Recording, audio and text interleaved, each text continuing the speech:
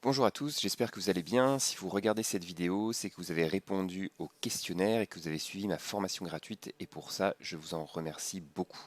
Donc maintenant, on va un peu mettre en pratique tout ce qu'on a vu pour vous montrer la puissance des outils qu'on utilise quand on sait les manipuler pour faire la data science. Alors, est-ce que vous connaissez les restaurants d'entreprise ou plus communément appelés les cantines? En fait, c'est des restaurants où, quand on est dans une grande entreprise, on déjeune pour pas trop cher.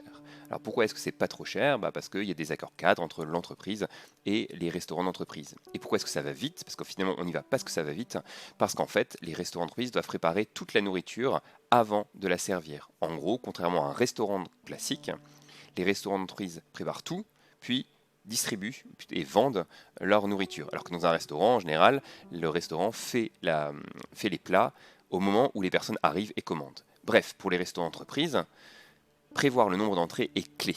Parce que s'ils voient précisément les choses, eh bien, ils staffent précisément leurs équipes, ils achètent précisément le nombre, plutôt le stock, et donc ils peuvent faire leur marge. Au contraire, s'ils prévoient mal le nombre d'entrées qu'ils vont faire, et ben, globalement, ils vont prévoir trop de nourriture qu'ils ne pourront pas vendre, et ça va être de la perte directement.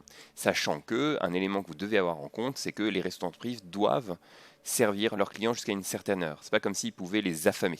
Et donc ils sont forcés de prévoir un peu plus que ce qui est prévu.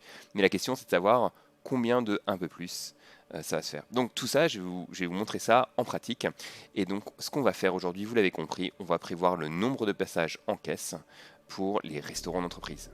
Donc ce que je vous propose de faire, c'est de rentrer dans le vif du sujet directement. Donc j'ai un fichier que vous allez voir ici. Donc ça se charge, c'est un assez gros fichier, 13 mégas, et où on a des badges, donc le numéro de badge et les dates de passage. Donc globalement, j'ai jour après jour les différentes personnes qui sont passées finalement dans ce restaurant d'entreprise. Mais ça, globalement, je peux rien en faire. Moi, ce que je vais faire, c'est que je vais d'abord compacter l'ensemble des données. D'accord? Je vais avoir un nombre de passages par jour. Alors ça avec Excel, je vous imagine, enfin, ça peut se faire avec un tableau dynamique croisé, mais ce qu'on va faire, c'est qu'on va plutôt donc utiliser R pour ça. Donc là j'ai un petit projet où je retrouve mon 50.csv. Je vais créer un nouveau fichier R, et donc on va faire ça, et après on va voir comment va évoluer le nombre d'entrées en fonction des années. Voilà, et bien à tout de suite.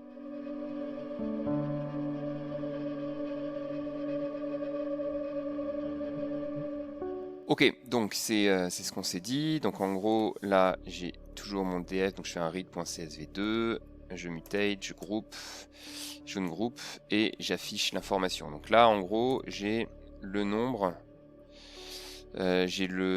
de passages en caisse, d'accord, depuis le 1er décembre 2016 jusque, c'est tout récent, jusque le 5 février. Ok, donc qu'est-ce que je peux voir?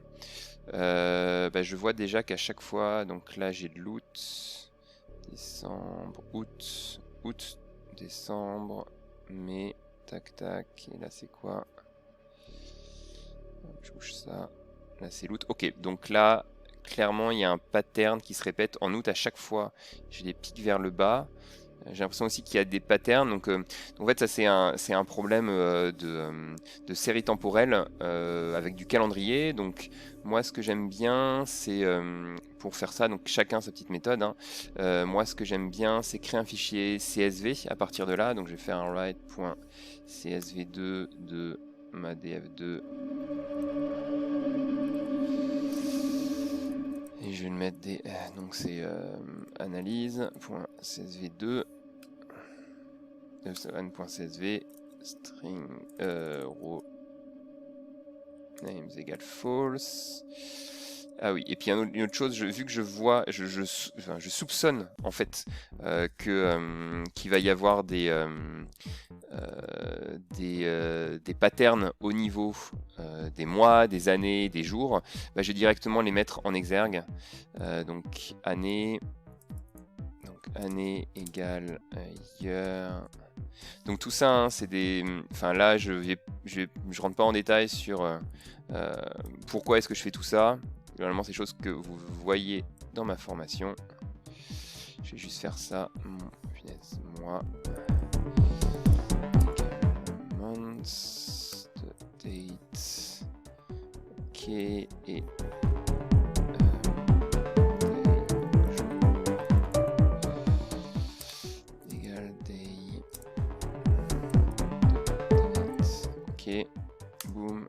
parfait.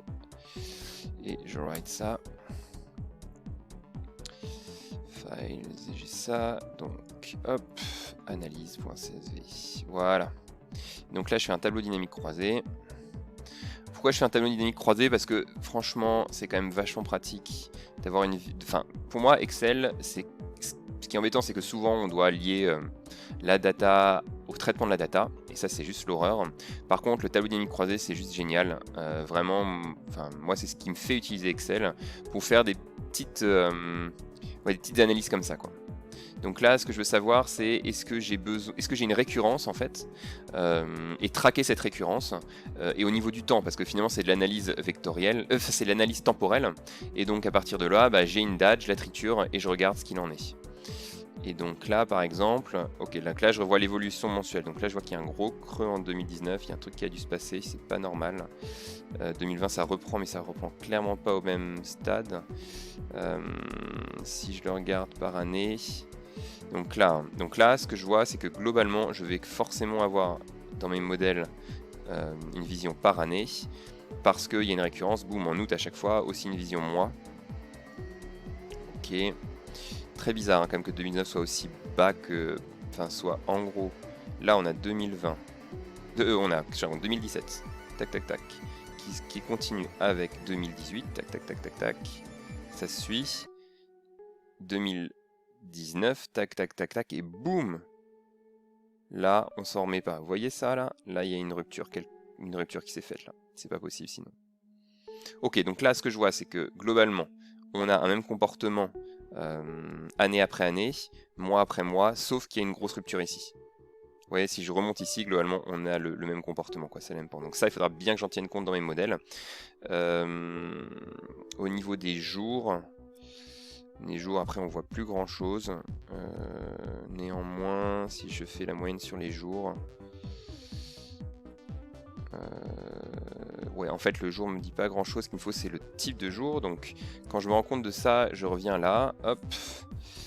Donc ce que je fais c'est type jour égale. Donc ça hein, c'est du LubriDate classique. Hop.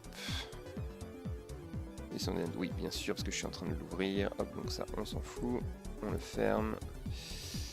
Je l'écris. Donc là, j'ai type de jour qui est apparu. Je refais un tableau dynamique croisé. Ok. Donc là, type de jour en fonction du passage. Et en fait, ce que j'aimerais voir, hein, c'est que est-ce que finalement j'ai des patterns qui sont connus en fonction du type de jour, mois après mois. Ouais, donc en gros, là, vous voyez, c'est clair que ça fait toujours comme ça. Là, là. Ok. Et alors, attendez, si je fais tac, tac. Je vais prendre ça.